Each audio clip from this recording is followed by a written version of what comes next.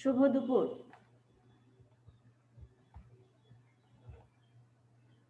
আসসালামু আলাইকুম ম্যাডাম। ওয়ালাইকুম সালাম, কেমন আছো? আল্লাহর রহমতে ভালো, আপনি কেমন আছেন? আলহামদুলিল্লাহ ভালো আছি। সকলে জয়েন করো। মিস আসসালামু আলাইকুম। ওয়ালাইকুম সালাম। আখি কেমন আছো? আলহামদুলিল্লাহ মিস, আপনি কেমন আছেন? আলহামদুলিল্লাহ আমিও ভালো আছি। তোমাদের তো আজকে পরীক্ষার প্রিপারেশন কেমন? আলহামদুলিল্লাহ আল্লাহর ভালো। রহমতে ভালো। ওকে, আলহামদুলিল্লাহ, ইনশাআল্লাহ পরীক্ষা ভালো হবে আশা করি। আজকে আমরা পড়ব চতুর্থ অধ্যায় নিয়ে, ঠিক আছে? আজকে আমরা চতুর্থ অধ্যায়ে কিছু Yes, ma'am. নিয়ে আলোচনা করব, ঠিক আছে? তাহলে আমরা ক্লাস শুরু করি। এখনো মাত্র 2 জন জয়েন করেছো, দেখি বাকিরা আসে নাকি একটু।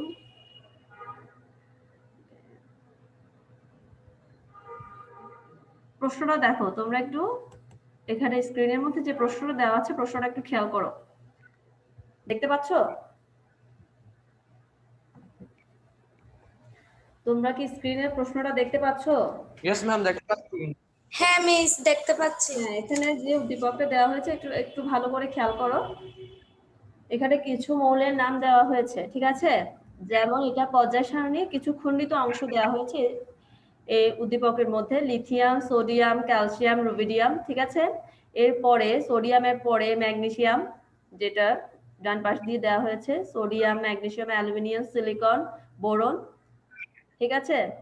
এগুলো সবগুলো দেওয়া আছে এবং এখানেও কিছু দিয়েছে ABC, A B A D C L, chlorine, bromine, iodine. এখানে বলা হয়েছে এ বি সি ডি যেগুলো দেওয়া আছে এগুলো সবগুলো প্রতীকী অর্থে ব্যবহৃত মৌল। এ বি সি ডি যেগুলো দেওয়া আছে সেগুলো কি প্রতীকী অর্থে ব্যবহার করা হয়েছে, এগুলো কোনো স্পেসিফিক কোনো মৌলের নাম এখানে বলা হয়নি, ঠিক আছে? তাহলে ফার্স্ট যে জ্ঞান প্রশ্নটা এখানে বলেছে সেটা হলো ফিটকিরির সংকেত। তোমরা কি জানো ফিটকিরির সংকেত কি? Yes, ma'am. হ্যাঁ বলো, যদি জানো বলো। K2SO4 into L2SO3 into 4 into 24H2O. H2O, তাহলে ফিটকিরির সংকেত হলো potassium sulphate K2SO4 into aluminium sulphate Al2SO4 whole 3 হওয়ার কারণ অ্যালুমিনিয়ামের যোজনী হলো কি 3, যার কারণে Al2SO4 হোল 3 দেওয়া হয়েছে এবং এখানে 24 অণু পানি থাকবে। এটা নিয়েই কিন্তু ফিটকিরি গঠিত। পটাশিয়াম সালফেট, অ্যালুমিনিয়াম সালফেট এবং 24 অণু পানির সমন্বয়ে ফিটকিরি গঠিত হয়, ঠিক আছে? এরপর সেকেন্ড যে কোয়েশ্চেনটা বলেছে সেটা হলো হিলিয়াম নিষ্ক্রিয় গ্যাস, ব্যাখ্যা করো। হিলিয়াম নিষ্ক্রিয় গ্যাস, এটা ব্যাখ্যা কি কেউ দিতে পারবে? Yes, ma'am. দেখি বলো। হিলিয়ামে ইলেকট্রন বিন্যাস 1s2, অর্থাৎ আমরা জানি কোন পরমাণুর শক্তি স্তরে ইলেকট্রন সংখ্যা 2n² সূত্র মেনে চলে। যেহেতু হিলিয়ামের শক্তি সংখ্যা 1, সুতরাং 2n² সূত্র অনুসারে প্রথম শক্তি স্তরে 2টি ইলেকট্রন থাকার কথা যা হিলিয়ামে রয়েছে। তাছাড়া হিলিয়ামের ধর্ম নিষ্ক্রিয় গ্যাসের ধর্মের সঙ্গে মিলে যায়। মূলত এই দুটি প্রধান কারণেই হিলিয়ামকে নিষ্ক্রিয় গ্যাস বলা হয়। হিলিয়ামকে নিষ্ক্রিয় গ্যাস বলা হয়েছে, তার মতো করে বলে গেছে যে হিলিয়ামকে নিষ্ক্রিয় গ্যাস বলার কারণ হলো কি, আমরা যখন হিলিয়াম পরমাণু যোজ্যতা স্তর দেখব সেখানে কি দেখা যাবে দুইটা ইলেকট্রন ডুপ্লেট বা দ্বিত্বপূর্ণ বা ডুপ্লেট মানে কি দ্বি স্তরটা পূর্ণ থাকে, অর্থাৎ হিলিয়ামের ক্ষেত্রে 1s2 অধিকতর স্থায়ী ইলেকট্রন বিন্যাসের কারণে এর যে আয়নীকরণ বিভব রয়েছে সেটা পর্যায়ক্রমে সর্বাধিক এবং ইলেকট্রন আসক্তিটা প্রায় শূন্য হয়ে যায়। এটার যখন অধিকতর স্থায়ী ইলেকট্রন বিন্যাস এরা অর্জন করে সেক্ষেত্রে এদের আয়নীকরণ বিভব পর্যায়ক্রমিকভাবে সর্বোচ্চ হতে থাকে এবং ইলেকট্রন আসক্তি যখন পর্যায় ভিত্তিকভাবে সেটা আয়নীকরণ বিভবটা সর্বাধিক হয় সেক্ষেত্রে ইলেকট্রন আসক্তিটা কিছুটা কি হয়, হ্রাস পায়, ঠিক আছে? কিছুটা হ্রাস পেতে থাকে এবং হ্রাস পেতে পেতে একসময় আসক্তিটা প্রায় শূন্য হয়ে যায়। এসব কারণে কিন্তু হিলিয়াম অন্য মৌলের সাথে কোনো ইলেকট্রন আদান প্রদান করতে পারে না বা শেয়ারও করতে পারে না। হিলিয়াম অন্য কোনো মৌলের সাথে কি করতে পারে না, যেহেতু তার স্থিতিশীল ইলেকট্রন বিন্যাসের কারণে সে পর্যায়ক্রমিকভাবে সর্বাধিক আয়নীকরণ বিভব অর্জন করে এবং তার ইলেকট্রন আসক্তির মানটা প্রায় শূন্য পর্যায়ে চলে যায়। এক্ষেত্রে সে অন্য কোনো মৌলের সাথে ইলেকট্রন আদান প্রদান বা শেয়ার করতে পারে না, অর্থাৎ সে রাসায়নিকভাবে নিষ্ক্রিয়, সে নিষ্ক্রিয় অবস্থায় থাকবে, সে কারো থেকে ইলেকট্রন গ্রহণ করবে না বা কাউকে প্রদান করবে না বা শেয়ারিংও করতে পারবে না। এক্ষেত্রে অপর কোনো পরমাণুর সাথে বন্ধনে আবদ্ধ হবে না, যেহেতু সে ইলেকট্রন দিতেও পারবে না, নিতেও পারবে না এবং শেয়ারিং করতে পারবে না, সেক্ষেত্রে সে কোনো পরমাণুর সাথে বন্ধনে আবদ্ধ হবে না, সে নিষ্ক্রিয় অবস্থায় থাকবে। এই কারণে আমরা কি বলবো, হিলিয়ামকে নিষ্ক্রিয় গ্যাস বলা হয়। হিলিয়ামকে এই কারণে কি বলা হবে, নিষ্ক্রিয় গ্যাস। নিষ্ক্রিয় গ্যাস বলা হবে। তাহলে এভাবে করে লেখা যাবে একটু ডিটেইলসে করে। ইয়েস মিস লেখা যাবে। ওকে, এরপরে আরেকটা প্রশ্ন আছে, সেটা হলো উদ্দীপকের কোন মৌলটি থেকে কিভাবে অলিয়াম প্রস্তুত করবে। কালকে আমরা অলিয়ামের কথা বলেছিলাম, খেয়াল আছে তোমাদের?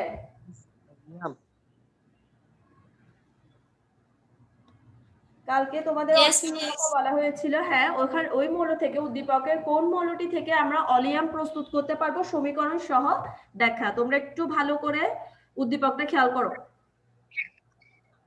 উদ্দীপকের কোন মৌলটি থেকে আমরা অলিয়াম নিতে পারবো। এখানে লিথিয়াম, সোডিয়াম, রুবিডিয়াম, ভালো করে খেয়াল করো কি কি আছে। Lithium, sodium, lithium, sodium, rubidium, এরপরে আর কি আছে, ম্যাগনেসিয়াম, অ্যালুমিনিয়াম, সিলিকন। হ্যাঁ, সিলিকন, তারপরে এবি, এগুলো কিন্তু প্রস্তুতে ব্যবহৃত হয়েছে। এক্ষেত্রে এখানে কোনো মৌলের নাম এখানে স্পেসিফিক করে ওরা দেয়নি। এরপরে আরো কিছু দিয়েছে, ক্লোরিন, ব্রোমিন, আয়োডিন। ঠিক আছে, সবাই এই মৌলগুলোর কথা মনে রাখবে। এখানে বলা হয়েছে কোন মৌলটি থেকে কিভাবে আমরা অলিয়াম প্রস্তুত করতে পারবো। ঠিক আছে, অলিয়াম কিভাবে প্রস্তুত করা যাবে, তাহলে এটার ব্যাখ্যা আমরা কিভাবে দিব। ফার্স্টে এখানে এই মৌলটি কি, এই মৌলটি ছিল সালফার, খেয়াল আছে? হ্যাঁ মিস। এখানে এই মৌলটি হলো সালফার। সালফার থেকে মূলত অলিয়াম প্রস্তুত করা হয়। আমরা কোত্থেকে অলিয়াম পাবো, আমরা কোত্থেকে অলিয়াম পাবো, সালফার থেকে। সালফার থেকে। সালফার থেকে, খেয়াল রাখতে হবে এই মৌলটি হলো সালফার। এই মৌলের ওখানে সালফার থাকবে, যেহেতু আমাদের এখানে লেখা আছে শুধু, আমরা এর আগে আরেকটা মৌল দেখেছিলাম, এর পরে যে মৌলটা হওয়ার কথা সেটা হলো সালফার। সালফার থেকে মূলত অলিয়ামটা প্রস্তুত করা হবে। তাহলে এটা কিভাবে প্রস্তুত করা হবে, ফার্স্টে সালফারকে বায়ুর অক্সিজেনের উপস্থিতিতে পোড়াতে হবে। বায়ুর অক্সিজেনের সাথে সালফারের বিক্রিয়া করাতে হবে। বিক্রিয়ার ফলে কি উৎপন্ন হবে, সালফার ডাইঅক্সাইড। Sulphur dioxide. সালফারের সাথে অক্সিজেনের উপস্থিতি যখন এটাকে পোড়ানো হবে, তখন সেক্ষেত্রে সালফার ডাইঅক্সাইড পাওয়া যাবে। এই যে সালফার ডাইঅক্সাইড সাধারণ অবস্থায় বাতাসের অক্সিজেন দ্বারা জারিত হয় না, কিন্তু যখন নর্মালি আমরা চিন্তা করি সেক্ষেত্রে সালফার ডাইঅক্সাইড কিন্তু বাতাসের অক্সিজেন দ্বারা জারিত হবে না। এটা একটা পরীক্ষার মাধ্যমে যেতে হবে, তখনই সম্ভব হবে। এটা একটা স্পর্শ একটা চেম্বার রয়েছে, যেখানে 400 থেকে 450 ডিগ্রি সেলসিয়াস তাপমাত্রায়, ঠিক আছে, এখানে তাপমাত্রাটা থাকবে একটা স্পর্শ চেম্বারে 400 থেকে 450 ডিগ্রি সেলসিয়াস তাপমাত্রায়। সেখানে প্লাটিনাম চূর্ণ, তোমরা এখানে রিঅ্যাকশন খেয়াল করলে দেখবে প্লাটিনাম আছে আর ভ্যানাডিয়াম পেন্টঅক্সাইড। প্লাটিনাম অথবা ভ্যানাডিয়াম পেন্টঅক্সাইড, ভ্যানাডিয়াম পেন্টঅক্সাইডের সংকেত V2O5। ঠিক আছে, সকলের সংকেতটা একটু মনে রাখবে। ভ্যানাডিয়াম পেন্টঅক্সাইডের সংকেত V2O5। এই যে এখানে প্রভাবক হিসেবে কাজ করবে, প্রভাবকের কাজ হলো বিক্রিয়ার গতিটাকে ত্বরান্বিত করার ক্ষেত্রে সে সাহায্য করবে। এখানে এই দুইটা প্রভাবকের উপস্থিতিতে অক্সিজেন জারিত হবে, জারিত হয়ে সালফার ট্রাই অক্সাইড উৎপন্ন করবে। আমরা স্বাভাবিকভাবে যেটা বলেছি যে সালফার বায়ুর অক্সিজেনের উপস্থিতিতে পুড়িয়ে সালফার ডাইঅক্সাইড পাওয়া যায়। সালফার ডাইঅক্সাইড কিন্তু এমনিতেই অক্সিজেন দ্বারা জারিত হবে না। এটা করার জন্য একে একটা স্পর্শ চেম্বারে নিয়ে যেতে হবে, যেখানে 400 থেকে 450 ডিগ্রি সেলসিয়াস তাপমাত্রায় প্লাটিনাম চূর্ণ বা ভ্যানাডিয়াম পেন্টঅক্সাইড প্রভাবকের উপস্থিতিতে অক্সিজেন দ্বারা জারিত হয়ে তখন সে সালফার ট্রাইঅক্সাইডে পরিণত হবে। তোমরা একটু রিঅ্যাকশনটা খেয়াল করো, স্ক্রিনে দেখে দেওয়া আছে যে সালফার ডাইঅক্সাইড গ্যাস হিসেবে থাকবে এবং অক্সিজেনের গ্যাস অবস্থায় থাকবে। একে যখন 440 থেকে বা 500 ডিগ্রি সেলসিয়াসে প্রভাবকের উপস্থিতিতে বিক্রিয়া করানো হবে, সেক্ষেত্রে সালফার ট্রাইঅক্সাইড উৎপন্ন হবে। ঠিক আছে, তোমরা কি রিঅ্যাকশনটা খেয়াল করছো? Yes miss. হ্যাঁ, সেক্ষেত্রে এখানে তাপ উৎপন্ন হবে, যার কারণে ΔH এর মানটা কত হবে -198 কিলোজুল পার মোল। এই বিক্রিয়ার ক্ষেত্রে উৎপন্ন তাপ কতটুকু হবে? ΔH এর মান পাওয়া যাবে -198 কেজি কিলোজুল পার মোল। তাহলে এই ধরনের বিক্রিয়াটা একটা উভমুখী বিক্রিয়া। আমরা দেখছি উভমুখী বিক্রিয়া মানে কি, আমরা এখানে রিঅ্যাকট্যান্ট থেকে প্রোডাক্ট পাবো আর প্রোডাক্ট থেকে রিঅ্যাকট্যান্ট গুলো পাবো। এটা একটা একমুখী বিক্রিয়া। একমুখী বিক্রিয়ার ক্ষেত্রে হয়তো এখানে অ্যারো চিহ্ন এক পাশে আছে, তোমাদের এখানে দুই পাশে তোমরা অ্যারো চিহ্নটা দিবে, হয় উপরে নিচে দিয়ে যে উভমুখী চিহ্নটা ওটা দেওয়া যায়, বা অ্যারোর একদিকে থাকলে ডাবল মানে দুই জায়গায় উভয় জায়গায় তোমাদের চিহ্নটা দিতে হবে, অ্যারো চিহ্নটা। এক্ষেত্রে আমরা লাসাতিলিনের নীতিটা ব্যবহার করতে পারি, কারণ এটা ব্যবহার করা হবে এই কারণে যে বিক্রিয়ার সাম্যাবস্থায় সালফার ট্রাইঅক্সাইডের পরিমাণ বৃদ্ধি পায়। সালফার ট্রাইঅক্সাইডের পরিমাণ এক্ষেত্রে বৃদ্ধি পায়, অর্থাৎ সম্মুখমুখী বিক্রিয়াটি হবে তাপ উৎপাদী, মানে সামনে যে বিক্রিয়াটা হবে অর্থাৎ সালফার ডাইঅক্সাইড এটা হবে তাপ উৎপাদী। হ্যাঁ, অক্সিজেন থেকে যে বিক্রিয়াটা হবে সেটা হবে সম্মুখমুখী তাপ উৎপাদী বিক্রিয়া। সুতরাং আমরা বলতে পারবো যে বিক্রিয়ার তাপ কম হলে সেক্ষেত্রে উৎপাদ বেশি হবে। বিক্রিয়ার তাপ যদি কম হয় উৎপাদ কি হবে? বেশি হবে। বেশি হবে। এখানে তাপমাত্রা আমরা জানি লাসাতিলিনের নীতির একটা তাপমাত্রা রয়েছে, ঠিক আছে? সেটা কত? 450 থেকে 500। 450। হ্যাঁ বলো। 450 ডিগ্রি সেলসিয়াস। হ্যাঁ, 450 ডিগ্রি সেলসিয়াস, এটা একটা লিমিট আছে যে 450 থেকে 500।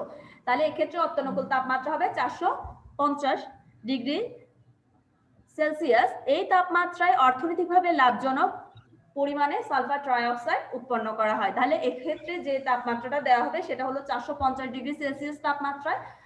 এটাকে সালফার ট্রাইঅক্সাইড লাভজনকভাবে বিভিন্ন শিল্প কারখানায় এরা তৈরি করতে পারবে সালফার ট্রাইঅক্সাইড। এরপরে বিক্রিয়াটির বাম দিক থেকে যখন ডান দিকে যাওয়া হবে, তোমরা একটু খেয়াল করো অণুর সংখ্যা কম, বাম দিক থেকে ডান দিকে অণুর সংখ্যা কি কম নাকি বেশি? বেশি। বেশি। এখানে কম, এখানে কয়টা? সালফার ডাইঅক্সাইডে আছে দুইটা, অক্সিজেন আছে দুইটা, আর এই পাশে শুধুমাত্র দুইটা সালফার ট্রাইঅক্সাইড দেখছি। তাহলে বাম থেকে ডান দিকে অণুর সংখ্যাটা কম আছে। এখন এক্ষেত্রে উচ্চ চাপ, এখানে কি ব্যবহার করতে হবে? উচ্চ চাপ। তাপটা তো থাকবে, ঠিক আছে, এখানে উচ্চ চাপ দিতে হবে এই বিক্রিয়ার জন্য অনুকূল হলেও বিক্রিয়াটি স্বাভাবিক বায়ুচাপে সংঘটিত করা হয়। এক্ষেত্রে চাপটা কি দিতে হবে? স্বাভাবিক বায়ুচাপে করা যাবে। এতে প্রায় 96% সালফার ডাইঅক্সাইড পাওয়া যাবে। কত পরিমাণে? 96% সালফার ডাইঅক্সাইড এবং অক্সিজেন পাওয়া যাবে। অক্সিজেন সালফার ট্রাইঅক্সাইডে পরিণত হয়। ডাইঅক্সাইডে পরিণত হবে। আমাদের মূলত কাজ ছিল যে সালফার ডাইঅক্সাইড উৎপন্ন করা, ঠিক আছে? সেক্ষেত্রে 96% সালফার ডাইঅক্সাইড উৎপন্ন হবে, আর অক্সিজেনটা কিসে পরিণত হবে? সালফার ট্রাইঅক্সাইডে পরিণত হবে। তাই সালফার ট্রাইঅক্সাইডকে 98% H2SO4 এ শোষণ করা হয়। যে সালফার ট্রাইঅক্সাইড উৎপন্ন হবে, ঠিক আছে, ওটাকে কি করানো হবে? 98% সালফিউরিক অ্যাসিডে শোষণ করে ধূমায়মান সালফিউরিক অ্যাসিড উৎপন্ন করা হয়। অর্থাৎ আমাদেরকে এখানে বলেছিল যে এই কোন মৌলটি থেকে আমরা অলিয়াম প্রস্তুত করতে পারবো। তাহলে এখানে দেখা যাচ্ছে এই মৌলটি থেকে খুব সহজে ধূমায়মান সালফিউরিক অলিয়াম উৎপন্ন করা যাবে। হ্যাঁ, অলিয়াম প্রস্তুত করা যাচ্ছে। তোমাদের যদি এই ধরনের কোনো কোয়েশ্চেন আসে তোমরা আনসার দিতে পারবে? ইয়েস মিস, পারবো ইনশাআল্লাহ। এখানে রিঅ্যাকশন সহকারে একটু বুঝিয়ে জিনিসটা বলতে হবে যে এটার সাথে এটা বিক্রিয়া করে উৎপন্ন করবে। তাহলে ধূমায়মান সালফিউরিক অ্যাসিডকে আমরা বলি অলিয়াম। এটা আবারও একটু দেখিয়ে দিতে হবে যে এখানে সালফার অক্সিজেন মিলে সালফার ডাইঅক্সাইড হয়েছিল, এটা স্বাভাবিক অবস্থায় ছিল না, জারিত হয়ে অক্সিজেন দ্বারা জারিত হয়ে সালফার ডাইঅক্সাইড সালফার ট্রাইঅক্সাইডে পরিণত হয়েছে। এই সালফার ট্রাইঅক্সাইড আবার 98% H2SO4 এর সাথে শোষণ করিয়ে ধূমায়মান সালফিউরিক অ্যাসিড অর্থাৎ অলিয়াম প্রস্তুত করা হয়েছে। ঠিক আছে, সকলের কাছে ক্লিয়ার হয়েছে প্রশ্নটা? তোমাদের সকলের কাছে ক্লিয়ার হয়েছে প্রশ্ন? শুনতে পাচ্ছ তোমরা আমাকে?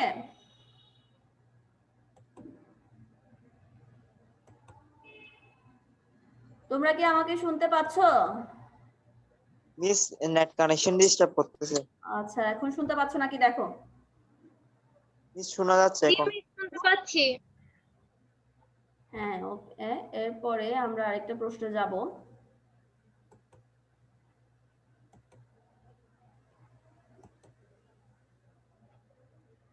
দেখো এটা কি প্রশ্ন চলে আসছে না, তাহলে সেকেন্ড এটা আরেকটা ফার্স্ট প্রশ্ন দিতে যাচ্ছি। আমাদের যে প্রশ্নটা ছিল এটার আরেকটা পার্ট।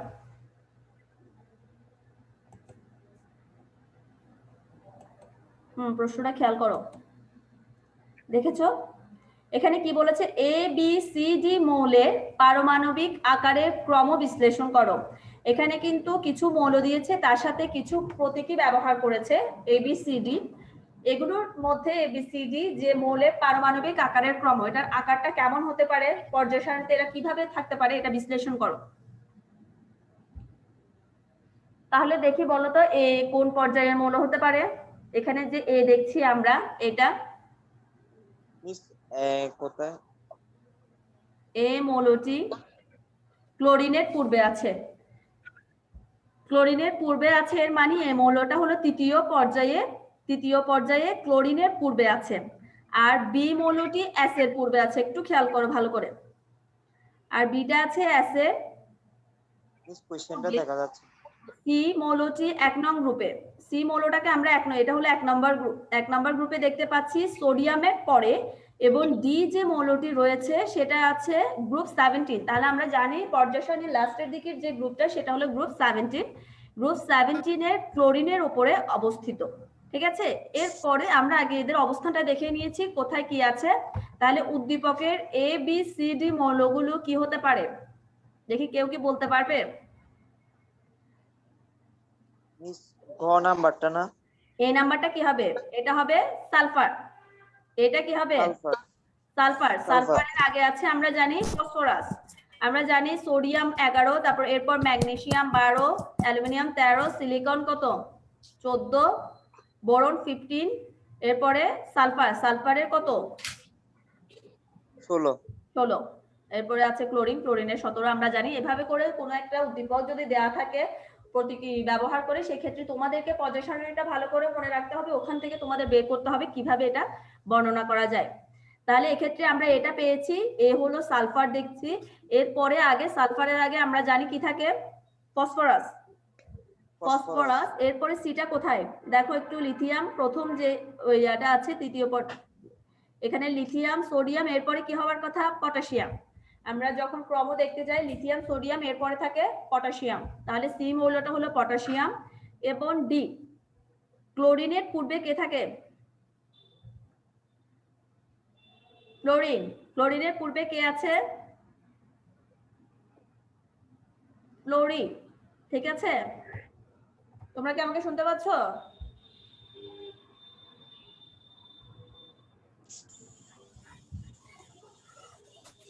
আমাকে শোনা যাচ্ছে?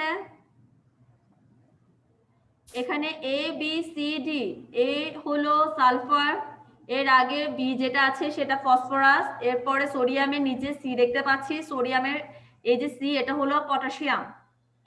ঠিক আছে, এরপরে ক্লোরিনের উপরে যার অবস্থান সে হলো ফ্লোরিন। এখন এটা কেন এই অবস্থানটা হয়েছে, এখানে প্রশ্ন ছিল আকারের ক্রম, মানে এরা মানে কোনটা ছোট কোনটা বড়, এভাবে করে একটা ক্রম তৈরি করার কথা বলেছে। আমরা জানি কি, তোমরা কি আমাকে শুনতে পাচ্ছ? Yes miss. হ্যাঁ, ওকে। জি মিস। এখানে কি বলা হয়েছে, আমরা জানি কি একই পর্যায়ে অবস্থিত যে মৌলগুলো রয়েছে পারমাণবিক বৃদ্ধির সাথে সাথে এদের আকারটা কি হতে থাকে, ছোট হতে থাকে। একই পর্যায়ে যখন মৌলগুলো পারমাণবিক সংখ্যা বৃদ্ধি পেতে থাকে সেই ক্ষেত্রে তাদের ক্রমটা কি হতে থাকে, ছোট হতে থাকে। আর গ্রুপের ক্ষেত্রে কি হয়, বড় হয়। একই গ্রুপে অবস্থিত মৌলসমূহের পারমাণবিক সংখ্যা বৃদ্ধির সাথে সাথে আকারটাও বৃদ্ধি পায়, কি বড় হয়ে যায়। যদি আমরা খেয়াল করি উদ্দীপকের মৌল সমূহের মধ্যে পটাশিয়ামের আকার হলো সবচেয়ে বড়, পটাশিয়ামের আকার সবচেয়ে 19। এর কত পারমাণবিক সংখ্যা পটাশিয়ামের 19 না? তাহলে সবচেয়ে বেশি দেখতে পাচ্ছি আমরা পটাশিয়ামের আকার সবচেয়ে বড়, কেননা এটি চতুর্থ পর্যায়ে অবস্থিত। এর পর্যায়টা কত নাম্বার, চতুর্থ পর্যায়ে অবস্থিত। সেম ভাবে ফসফরাস আর সালফার একই পর্যায়ে, ওরা কিন্তু একই পর্যায়ে আছে, যেহেতু সেম একই সরলরেখায় রয়েছে এবং আমরা জানি এরা একই পর্যায়ে আছে 15-16 পরপর। এরপরে ফসফরাস ও সালফার একই পর্যায়ে অবস্থিত হওয়ায় সালফারের আকার ফসফরাস অপেক্ষা ছোট। কারণ কি, সালফারের কত আমরা জানি সালফারের পারমাণবিক সংখ্যা কত? সালফারের পারমাণবিক সংখ্যা কত?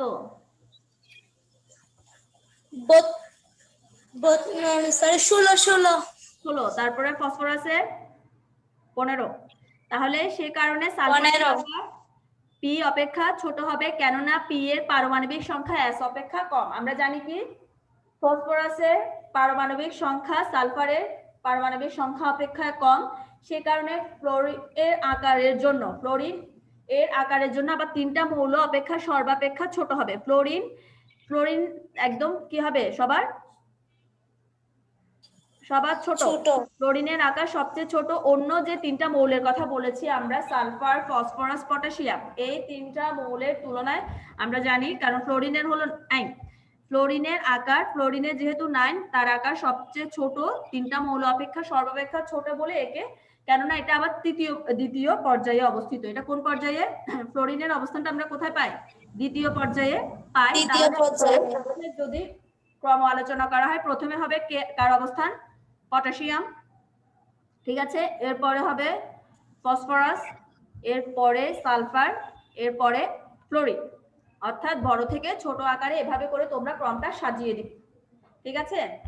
তাহলে এভাবে এ বি সি ডি মৌলের পারমাণবিক আকারের ক্রমগুলো বর্ণনা করা যাবে। ইয়েস মিস যাবে। তবে কোনো একটা যদি সক্রিয়তা সিরিজ দেওয়া হয় সেই ক্ষেত্রে তোমাদের করে এগুলো একটু বর্ণনা করে দিতে হবে। এভাবে করে ফার্স্টে তোমরা আগে মৌলগুলো, উদ্দীপকের যে প্রতীকী চিহ্নগুলো থাকবে এগুলো চিহ্নিত করতে হবে যে এটা হবে, মানে এ বি সি ডি যেরকমই থাকুক না কেন, এগুলোর আগে মৌলগুলোর নাম স্পেসিফিক করবা। এরপর এদের পারমাণবিক সংখ্যার দিকে খেয়াল করবে, পারমাণবিক সংখ্যার উপর ভিত্তি করে তাদেরকে কোথায় রাখা যায়, ঠিক আছে? এরা পর্যায় সারণীর কোন পর্যায়ে যায়, কোন গ্রুপে অবস্থিত, কোনটি আগে হবে কোনটি পরে হবে, এরকম বড় থেকে ছোট বা ছোট থেকে বড় যেভাবে একটা ক্রম তোমরা সুন্দর করে তৈরি করে দিবে, ঠিক আছে? তাহলে কিভাবে লিখতে হবে প্রশ্নের আনসারটা বুঝা গেছে সকলে? Yes miss. ওকে, এরপরে তাহলে আমাদের এই প্রশ্ন সম্পর্কে আর কোনো কোয়েশ্চেন রয়েছে? তোমরা না মিস, বুঝেছো সকলে? আমি বুঝছি মিস। ওকে, এরপরে আমরা সৃজনশীল নাম্বার 2 এ যাব। এখানে আরেকটা সৃজনশীল দেওয়া আছে, এখানে দুইটা মৌলের কথা বলেছে, ভালো করে সৃজনশীলের উদ্দীপকটা খেয়াল করো, ঠিক আছে? এখানে এক্স আর ওয়াই দুটো মৌলের কথা বলেছে যেগুলো প্রতীকী অর্থে ব্যবহৃত হবে। এদের পারমাণবিক সংখ্যা একটা দেওয়া হয়েছে 12 আর একটার কত 16। তাহলে আমরা 12 আর 16 পারমাণবিক সংখ্যা বিশিষ্ট কোন মৌলগুলো হতে পারে? 12 আর 16, 12 পারমাণবিক সংখ্যা বিশিষ্ট মিস 12 হবে। তোমরা এর আগের প্রশ্নটা খেয়াল করতে পারো, সোডিয়ামের পরে কি ছিল? সোডিয়ামের আমরা জানি 11, এর পরে কে আছে? ম্যাগনেসিয়াম। তাহলে 12 পারমাণবিক সংখ্যা বিশিষ্ট যে এক্স মৌলটির কথা বলেছি সেটা হলো ম্যাগনেসিয়াম, আর 16 ম্যাগনেসিয়াম, সালফার, আর ওয়াই প্রতীক বহন করছে সেটার পারমাণবিক সংখ্যা হলো 16, তাহলে এটা হলো সালফার, ঠিক আছে? আমরা এতটুকু সবাই উদ্দীপকটা বুঝতে পারলাম আশা করি। হ্যালোজেন গ্রুপ 17 এর মৌলগুলোকে হ্যালোজেন মৌল বলা হয়। হ্যালোজেন বলে। গ্রুপ 17 এর যে গ্রুপ 17 এ অবস্থিত মৌলগুলোকে কি বলা হয়? হ্যালোজেন বলা হয়। এরপরে তোমরা একটু প্রশ্নগুলো খেয়াল করো, লিথিয়াম এবং লিথিয়াম আয়ন, লিথিয়াম দেওয়া হয়েছে, এরপর একটু ভালো করে খেয়াল করো, লিথিয়ামের উপর একটা প্লাস চিহ্ন দেওয়া আছে, ঠিক আছে? এটা শুধুমাত্র লিথিয়াম, এটাকে বলা হবে লিথিয়াম আয়ন। লিথিয়াম আয়নের মধ্যে কোনটির পারমাণবিক আকার বড় ব্যাখ্যা করো, মানে এই দুইটার মধ্যে কোনটার পারমাণবিক আকার বড় হবে ব্যাখ্যা করো।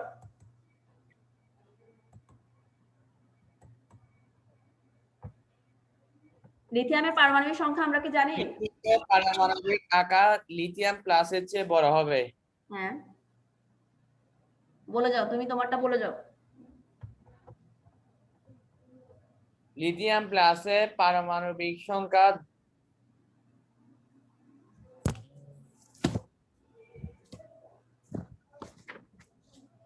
ফার্স্টে একটু পারমাণবিক সংখ্যার ইলেকট্রন বিন্যাসটা দেখাতে হবে না? লিথিয়াম প্লাসের পারমাণবিক সংখ্যা 2, কিন্তু লিথিয়াম এর পারমাণবিক সংখ্যা 3। অর্থাৎ লিথিয়াম প্লাসে শক্তি স্তরের সংখ্যা শক্তি স্তর একটি, একটা, কিন্তু প্রধান শক্তি স্তর কয়টা? লিথিয়াম প্লাসে শক্তি স্তরের সংখ্যা একটা, দুটি। আর লিথিয়ামের আমরা দুইটা দেখতে পাচ্ছি, ঠিক আছে? এই কারণেই লিথিয়াম প্লাসের চেয়ে বড়। বড়, লিথিয়াম ও লিথিয়াম প্লাসের মধ্যে লিথিয়ামের পারমাণবিক আকারটা বড় হবে। তাহলে প্রথমে যখন 2 নম্বরের জন্য আমাদের প্রশ্নটা থাকবে, আমাদের আরেকটু গুছিয়ে জিনিসটা দিতে হবে যে আমরা প্রথমেই বলবো লিথিয়ামের পারমাণবিক সংখ্যা কত? 3। কি বলবো? লিথিয়ামের পারমাণবিক সংখ্যা 3। এরপরে এই ইলেকট্রন বিন্যাসটা দেখাবো। তাহলে এর ইলেকট্রন বিন্যাসটা কিভাবে হবে? লিথিয়াম 3 এর 1s2 1s2 2s2 2s1 2p 1s2 2s1। লিথিয়ামের electron বিন্যাসে আমরা কয়টা স্তর দেখতে পাচ্ছি? দুইটা, একটা হলো 1s2 আর একটা হলো 2s1। তাহলে 2s স্তর বিদ্যমান।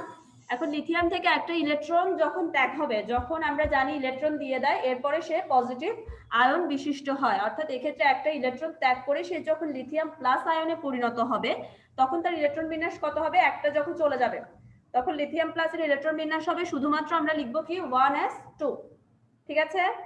লিথিয়াম প্লাসের ইলেকট্রন বিন্যাস লেখা হবে 1s2, অর্থাৎ 1s2 একটি মাত্র প্রধান শক্তি স্তর থাকবে, যেহেতু লিথিয়ামের প্রধান শক্তি স্তরে দুইটি এবং লিথিয়াম প্লাসের প্রধান শক্তি স্তরে একটি।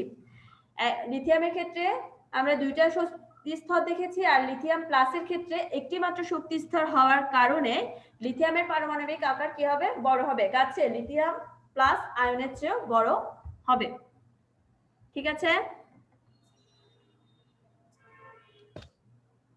তাহলে এই প্রশ্নের Yes, আনসারটা কি বোঝা please. গেছে? লিথিয়াম ও লিথিয়াম প্লাসের মধ্যে কোনটির আকার বড়? yes miss এরপরে তোমরা থার্ড কোয়েশ্চেনটা খেয়াল করো। থার্ড যে কোয়েশ্চেনটা আছে সেটা কি বলতে যাচ্ছে একটু দেখো ভালো করে স্ক্রিনে।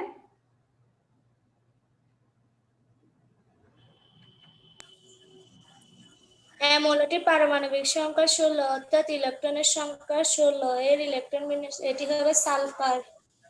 হ্যাঁ, সালফার। সালফারের ইলেকট্রন বিন্যাসটা একটু বলো আমাকে। 1s2 2s2 2p6 3s2 3p4 3p4। তাহলে ইলেকট্রন বিন্যাস হতে এখানে সালফারের ইলেকট্রন বিন্যাসে কি দেখতে পাচ্ছি আমরা? ইলেকট্রন বিন্যাসে যেহেতু মৌলটির প্রধান শক্তি স্তর n সমান 3, সেহেতু মৌলটি তৃতীয় পর্যায়ে অবস্থিত। আমরা এখানে অ্যাসের ইলেকট্রন বিন্যাসে 3টি প্রধান শক্তি স্তর দেখতে পাচ্ছি, ঠিক আছে?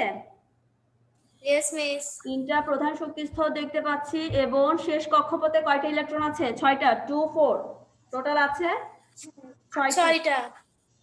6টি। এক্ষেত্রে কি করতে হবে? 6টি ইলেকট্রন বিদ্যমান কোন মৌলের ইলেকট্রন বিন্যাসে যতটা শক্তি স্তর থাকে তার অবস্থান পর্যায় সারণী তত নম্বর পর্যায়ে হয়। তাহলে এটা কত পর্যায়ে আছে? তৃতীয় পর্যায়ে। তৃতীয় পর্যায়ে। আর সালফারের ক্ষেত্রে কয়টি থাকবে? সালফারের ক্ষেত্রে সালফারের কত? আমরা সালফারের ইলেকট্রন বিন্যাসে দেখতে পাচ্ছি 1s2 2s2 2p6 3s2 1s2 2s2 2p6 3s2 3p4। হ্যাঁ, তাহলে সেহেতু এখানে এভাবে করে আমরা কি করব? পর্যায় সারণীতে y মোলের কোন পর্যায়ে এবং কোন কি হবে? কোন পর্যায়ে এবং গ্রুপ নাম্বার বের করতে হবে। হ্যাঁ, তাহলে গ্রুপ নাম্বার কত হবে এটার সালফারের? মিস এখানে আমরা 10 যোগ করব। হ্যাঁ, 10 যোগ করে কত হবে?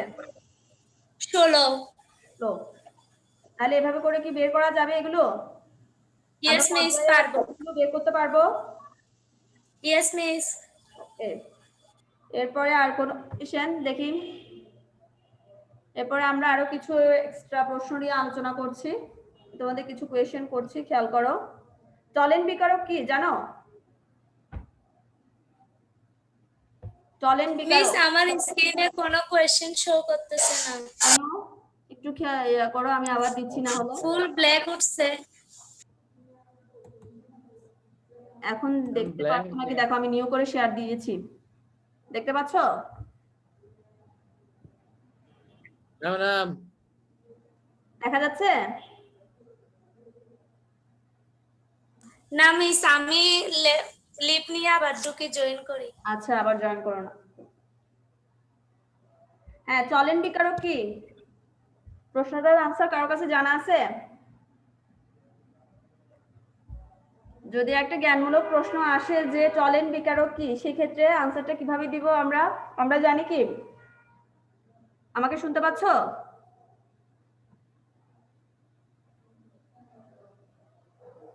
স্টুডেন্টস, তোমরা কি আমাকে শুনতে পাচ্ছ? চলেন বিকারক হলো অতিরিক্ত অ্যামোনিয়া দ্রবণে দ্রবীভূত সিলভার নাইট্রেটের বর্ণহীন দ্রবণ। অতিরিক্ত অ্যামোনিয়া দ্রবণে দ্রবীভূত সিলভার নাইট্রেটের বর্ণহীন একটা দ্রবণকে বলা হয় চলেন বিকারক। শুনতে পেয়েছো?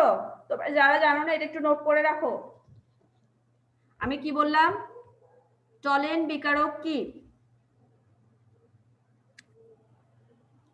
চলেন বিকারক হলো অতিরিক্ত অ্যামোনিয়া দ্রবণে, এটা একটু নোট করে রাখো, অনেক সময় আসতে পারে। চলেন বিকারক কি? অতিরিক্ত অ্যামোনিয়া দ্রবণে দ্রবীভূত সিলভার নাইট্রেটের বর্ণহীন দ্রবণকে চলেন বিকারক বলে। তোমরা কি শুনতে পেয়েছো? মিস আর একবার বলেন। অতিরিক্ত অ্যামোনিয়া দ্রবণে, লিখেছো? Yes miss. অতিরিক্ত অ্যামোনিয়া দ্রবণে দ্রবীভূত সিলভার নাইট্রেটের বর্ণহীন দ্রবণকে চলেন বিকারক বলে। সকলে কি শুনতে পেয়েছো প্রশ্নের আনসারটা? অতিরিক্ত অ্যামোনিয়া দ্রবণে দ্রবীভূত সিলভার নাইট্রেট, সিলভার নাইট্রেটের বর্ণহীন দ্রবণ, অর্থাৎ এটার কালারটা চলে যাবে, এটার কোনো কালার থাকবে না, বর্ণহীন দ্রবণকে বলা হবে চলেন বিকারক। বুঝতে পেরেছো? Yes miss. এরপরে দেখি, বলো মুদ্রা ধাতু কাকে বলে? এটা জ্ঞানমূলক প্রশ্ন জিজ্ঞেস করছি, মুদ্রা ধাতু কাকে বলে?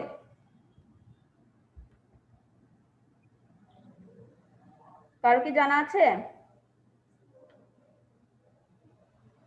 আমরা নিশ্চয় পর্যায় সারণীতে মুদ্রা ধাতু, ক্ষার ধাতু, মৃৎক্ষার ধাতু গত ক্লাসে মৃৎক্ষার ধাতু সম্পর্কে বলেছিলাম। এখন জিজ্ঞেস করা হচ্ছে মুদ্রা ধাতু। নন জেনিয়াম ছাড়া প্রাকৃতিক গোল্ড, কপার, সিলভারকে মুদ্রা ধাতু বলা হয়। এরা কত নাম্বার গ্রুপে থাকে পর্যায় সারণী? 11 নং গ্রুপে। গ্রুপ 11। মুদ্রা ধাতু কত নম্বরে থাকে? পর্যায় সারণী গ্রুপ 11 এ অবস্থিত, যেগুলো ধাতব বৈশিষ্ট্য, অর্থাৎ ধাতব বৈশিষ্ট্য বলতে এদের উজ্জ্বলতা, আমরা জানি ধাতু একটু কি হয়, উজ্জ্বল রঙের হয়। এক্ষেত্রে ওদের অবস্থানান্তর মৌল অর্থাৎ তামা, রূপা, স্বর্ণ। তামা, রূপা, স্বর্ণ, কপার, এরপরে কি সিলভার, গোল্ড, এগুলোকে বলা হবে মুদ্রা ধাতু। তোমরা কি সকলে শুনতে পেয়েছো মুদ্রা ধাতু কাকে বলে? Yes miss. পারা যাবে? দেখি বলো তুমি। পর্যায় সারণীতে গ্রুপ 11-তে অবস্থিত তামা, রূপা, সোনা, রন্টেজেনের কে মুদ্রা ধাতু বলা হয়। হ্যাঁ, এই তো ধাতব বৈশিষ্ট্য সম্পন্ন মৌল, সেগুলো কি কি?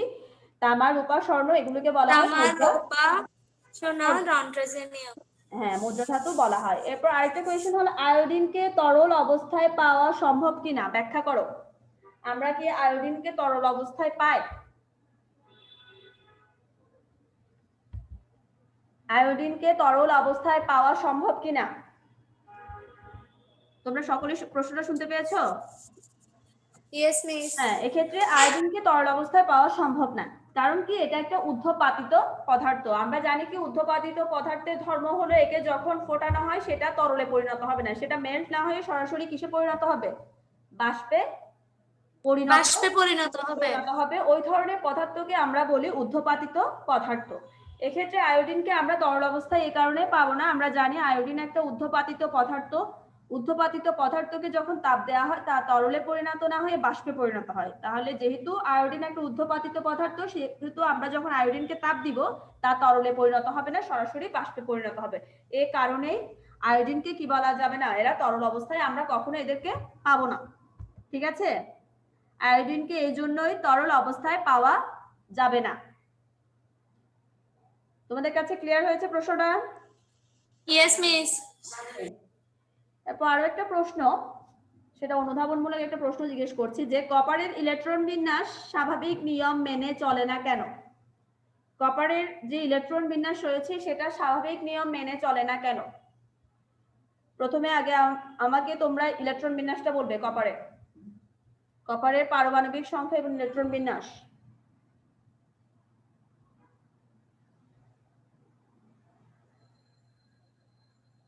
কপার কত? ইলেকট্রন বিন্যাসটা পারা যাবে কপারের? কপার 29 ছিল না? Yes miss. তাহলে কপারের পারমাণবিক সংখ্যা আমরা জানি কত? 29। এক্ষেত্রে ইলেকট্রন বিন্যাসটা কিভাবে হবে? 1s2 2s2 2p6 মিস এটা করতে হবে। হ্যাঁ করো, সমস্যা নেই, করে বলো। ওকে মিস। ওকে, তোমাকে সময় দেওয়া হচ্ছে, তুমি একটু করো দেখি, বাকিরাও চেষ্টা করো। কপার 29 পারমাণবিক সংখ্যা বিশিষ্ট কপারের ইলেকট্রন বিন্যাসটা কেমন হবে?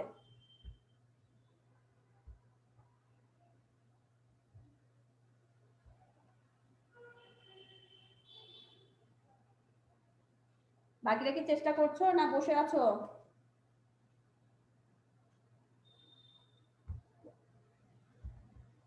হলে বলবা আমাকে।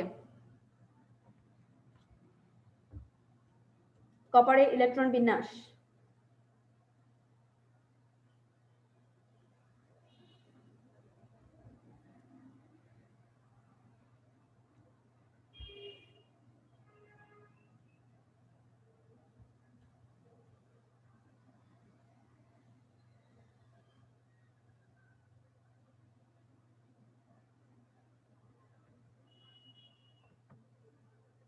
করা হয়েছে? কপারের ইলেকট্রন বিন্যাস একটু কঠিন লাগছে কপারের ইলেকট্রন? 1s2 2 হ্যাঁ বলো, বলে যাও। 1s2 2s2 2p6 3s2 3p6 3d10 miss একটু ভালো করে করি আর একবার। হ্যাঁ 3d10, আরেকটা বাকি রয়ে গেছে সেটা হলো 4s1। ঠিক আছে, থ্যাংক ইউ। 4s1 হ্যাঁ 4s1 আরেকটা বাকি ছিল, সেটা হলো 4s1। আমরা তাহলে কপারের ইলেকট্রন বিন্যাস যারা এতক্ষণ বলতে পারোনি তারা ভালো করে শোনো। 1s2 2s2 2p6 2p6 3s2 3p6 3d10 3d10 এখানে 28টা হয়ে গেছে, আর একটা বাকি ছিল 4s1 80। ঠিক আছে 4s1 হ্যাঁ, তাহলে স্বাভাবিকভাবে দেখা যায় কি সমশক্তি সম্পন্ন যে অরবিটাল অর্থাৎ যাদের শক্তি সমশক্তি, ওই অরবিটাল সম্পূর্ণ সমূহ কি থাকতে চায়, হয় সেটা অর্ধপূর্ণ বা সম্পূর্ণ পূর্ণ হলে সেক্ষেত্রে ইলেকট্রনটা অধিকতর স্থায়ী হয় আমরা জানি। এক্ষেত্রে 3d10 d10 এবং s1 অথবা সেটা d5 বা s1 ইলেকট্রন বিন্যাস যে মৌলগুলো রয়েছে সেগুলো অধিকতর স্থায়ী। ঠিক আছে, কিন্তু সুস্থিতির জন্য কি করে আমরা 3d10টা হয়েছে, কিন্তু এর আগে যদি আমরা বিবেচনা করি এখানে 3d9 4s2 এর পরিবর্তে কিন্তু 3d10 আর 4s1 হয়েছে, তাহলে কপার ইলেকট্রন বিন্যাসের সাধারণ নিয়ম মেনে চলে না। তোমরা আরেকটু ভালো করে খেয়াল করে দেখবে, কপারের যখন নরমাল করতে যাবে, নরমাল ইলেকট্রন বিন্যাস করতে যাবে সেক্ষেত্রে 3d10 না 3d9। ঠিক আছে, 3d9 হবে, এর পাশে হয় 4s2, কারণ আগে তো সেটা s অরবিটাল ফিল আপ করবে। আমরা জানি আহ্বায়ক নীতি অনুসারে n + n এর নিয়ম অনুসারে আগে ফিল আপ করবে কোথায়? 4s ফিল আপ করে এরপরে